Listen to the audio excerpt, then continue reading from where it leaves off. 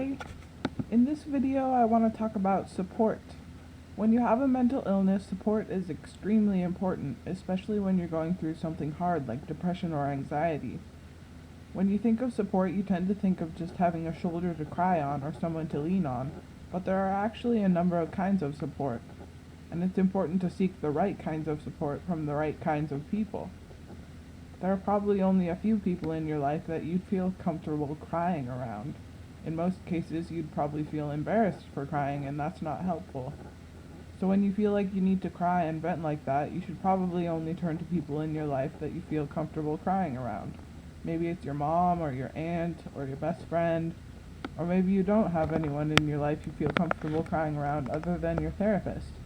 But ideally, it's not your therapist because you only get to see your therapist every so often. I think the support role of your therapist should be different. What your therapist does to support you is to teach you coping skills that you can practice and that will help you get through difficult times. If you rely on your therapist to be a shoulder to cry on, you'll miss out on the coping skills that you really need to be able to cope better. Another kind of support that you need in your life is people to help you with self-care. People to go for a walk with you, or go shopping, or play video games, or go swimming, or whatever it is that you do that relaxes you and makes you feel better.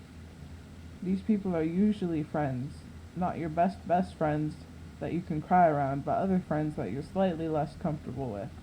Comfortable enough to do fun things with, but not comfortable enough to have a nervous breakdown in front of.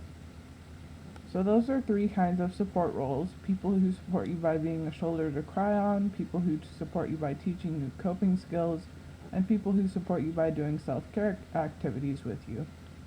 Different people in your life have different roles.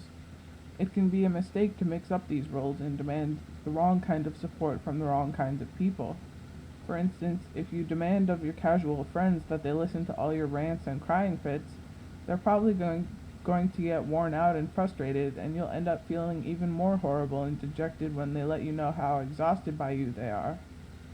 So these are just some ideas I had about support and support roles and the different kinds of people. Some ideas I had about different kinds of support and the support roles that different kinds of people in your life should play. Thanks for watching, and I'll talk to you soon.